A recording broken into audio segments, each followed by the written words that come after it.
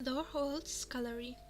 This room seems to be a scullery. It is small and cramped, made smaller by the stacks of food-stained platters, blackened pots, encrusted pans, and the various dirty utensils sitting about in the long trenches which line three walls. If you examine the room more closely, you might see further details. You see the following items. A half-finished cherry pie sits on a table. A lamp hangs from a hook at the back of the room.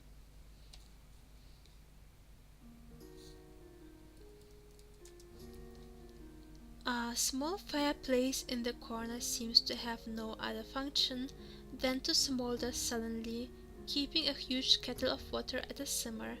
Buckets also filled with water are lined up down the center of the room under a narrow table which runs nearly from end to end. On its damp boards sit what are seemingly the only clean things in the entire room: brightly glazed earthenware plates in stacks that seem ready to tip over at any moment. Along one wall, a huge wooden rack has been fastened vertically, its darkened dowels hung with what seems like 100 dripping dishclouts. Their sour reek, contributes to the fetor of ancient food scraps, as does the smoke from the fire, which smells as if people have been burning bones in it. You wonder how such immaculate dishes could emerge from such squalor. Perhaps you could inquire of the scullery maid who should be at her task here. There's no maid visible right now. You could call for one. Maybe you have some luck. You move carefully over the narrow table, avoiding the buckets and puddles of sloped water on the floor. Picking a plate up, you turn it back and forth in your hand. They seem to have been glazed in vivid tones, artistically applied with a free brush to resemble stylized objects from nature. The one you hold looks rather like scattered autumn leaves against a rich blue sky. Could that be genuine Adzera blue, you wonder? Lorehold must have some talented potters in its employ. You set it back down on the tottering stacks, rather regretfully. That wasn't me. Ah, cherry pie. At least that's what your eye tells you. As you smell the pie, it actually has a quite spicy odor. You can't help but sneeze.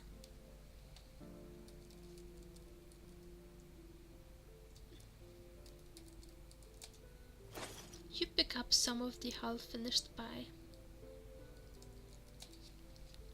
This is a rather common oil lamp, as it is used practically everywhere in the kingdom. A knob protruding at the right of the lamp can adjust the wick and hence the flame size.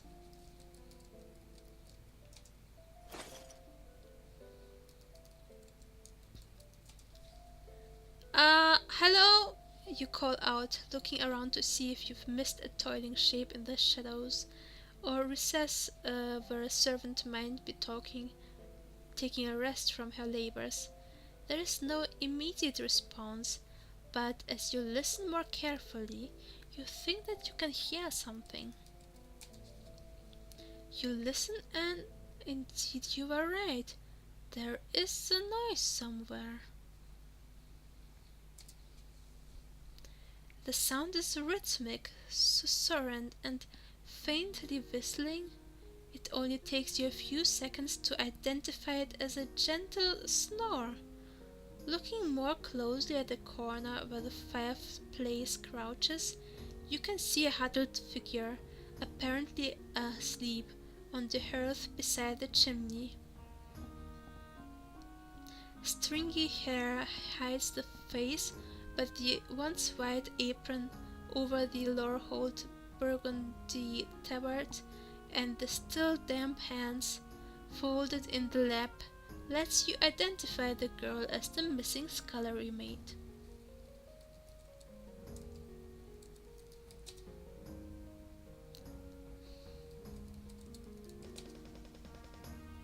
You move towards the fireplace, intending to shake her shoulder gently.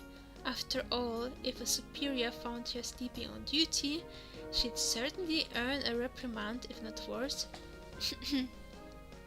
As you step over a rather large puddle of slopped water, you slip, and your flung-out hand catches the top of a stack of platters. Oh.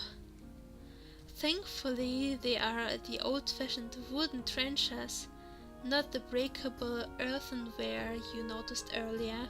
They make a tremendous clatter against the stones of the floor, but only one cracks along its ancient grain to lie in two pieces.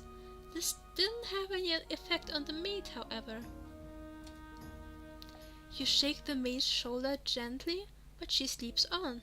She must be quite tired.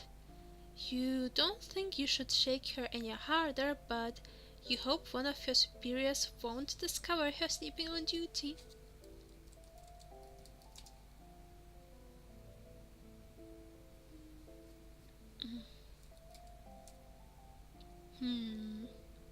Okay.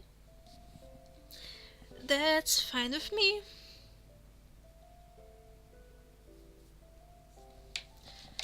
Let's go south again. And east. No, wait, west? Maybe I can talk to the people. And what if I talk to... Well, it's a bit difficult to talk to everyone. It might be a good idea to address someone specific. That's true. What if I talk to Hubert and tell him about the maid? Probably nothing happens. Alright, never mind. The Lorehold pantry. I'll just write it down. I don't even know what a pantry is, but never mind. This windowless stone-walled room is made even smaller by the slate shelves, which line every wall and crowd closely up to the doorway. Your first impression is of food everywhere. A short, plump figure with a sort of bonnet covering her puff of white hair is seated near a recess where a number of comestibles are hung to dry. The strings of desiccated berries, herbs and spices frame her homely face quite effectively. A passage also leads north into a tiny room from here.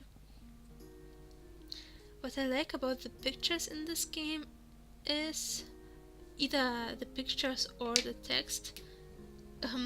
What I like about the combination of them is that the pictures actually fit what the text describes, which is not true for many books I've seen in my life.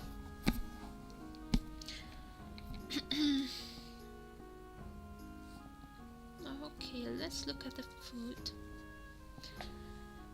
Foodstuffs of all description fill this small room. The slate shelves are full of bowls draped with cooling clothes, sealed boxes and covered baskets. On the floor, larger baskets hold tubers, beetroots, drying garlic, carrots with their feathery tops beginning to wilt, and other vegetables. Those huge wax-covered rondelles must be cheese wheels. Beside them stand glass jars also sealed with wax. Their murky contents seem to be assorted preserved fruits, pickles, conserves, and are those Aaron floating in spiced vinegar? You dearly love a pickled egg from time to time.